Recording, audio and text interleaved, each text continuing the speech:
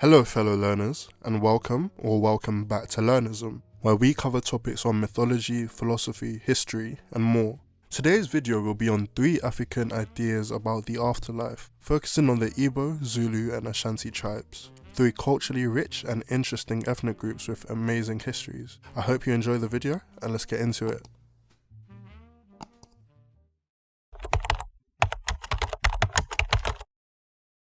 Africa is a diverse region, with 54 countries and over 3,000 ethnic groups. As a result of this diversity, there's a large amount of differences between cultures and belief systems, just as you'd expect anywhere else in the world. With that being said, there's always something that separate groups or individuals can find in common. And in this segment of the video, we're going to analyze some similarities we see across some African cultures and their ideas of death. Death within many African cultures is usually not seen as the end, but a continuation of existence within the spirit realm. There is often a connection between the spirit realm and the world of the living, allowing for interactions between the dead and those who are still alive. One other frequently occurring belief is the importance of ancestors. Ancestors who have entered the spirit realm are usually revered by their living descendants. Their ancestors play a large role in their fortune, as they can either bless them or curse them. In West African countries such as Ghana and Nigeria, burials are usually large celebrations of the life of the deceased. Funerals consist of dancing,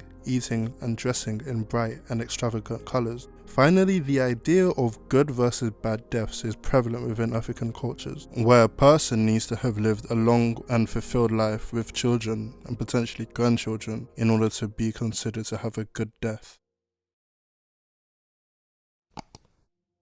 The Zulu people are primarily located within South Africa and are the largest ethnic group there. However, there are some Zulu people that migrated to other neighbouring southern African countries such as Zimbabwe and Mozambique, where they have smaller populations. The word Zulu means heaven or sky, and is the name of the ancestor Uzulu, who is said to have founded the Zulu royal lineage in the 17th century, around 1670. There are 2 concepts of death amongst the Zulu people: timely and untimely death. Timely death is called ukuhamba, which occurs when a person has lived to a ripe old age and has lived a fulfilled life. Ukuhamba is death in the notion of passing on.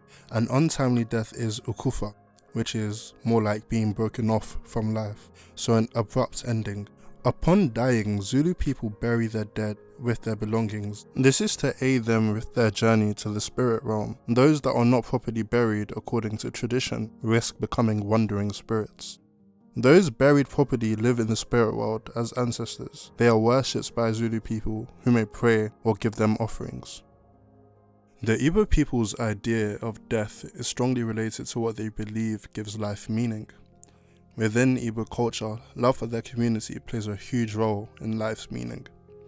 In fact, amongst the Nigerian ethnic groups, Igbo people are well known for their investment back into their communities. They often build large houses in their villages and return for holidays if they live away from their community of origin. Upon dying, Igbo people prefer to bury the deceased in their hometowns or villages, typically on the individual's own land. The burial ceremonies are extravagant, as many Nigerian burials are, consisting of dancing, vibrancy, alcohol, and food. The strong connection to the community follows the deceased even in death. Those who met the requirements while alive continue their existence as ancestors within their communities, guiding and protecting it. This is called the Committee of Ancestors, alluding to the important position and role the ancestors play within their community. This is a unique perspective that contrasts the popular beliefs of prevalent religions, as the dead do not live in a separate spiritual world but share the same space as living people, the material world. The requirements to becoming an ancestor are quite similar to the Ifa religions: reaching old age, living ethically, not dying from an accident or certain diseases, being married at death, and having a befitting burial. This may raise a discussion as to whether these requirements are good or not, but that is a moral discussion for another video.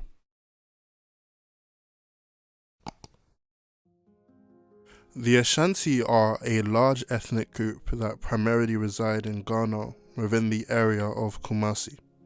They are known for their folklore, with one of their most famous characters being Anansi the spider, who was a trickster god.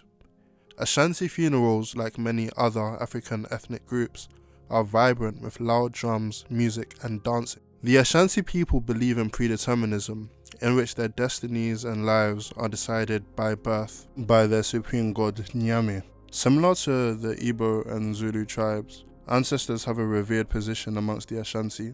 The ancestors answer to the supreme deities directly and have the power to influence the world of the living. Thank you all for watching today's video. If you enjoyed the video, please like, comment and subscribe to support the channel and its growth. It's been a pleasure to learn with you.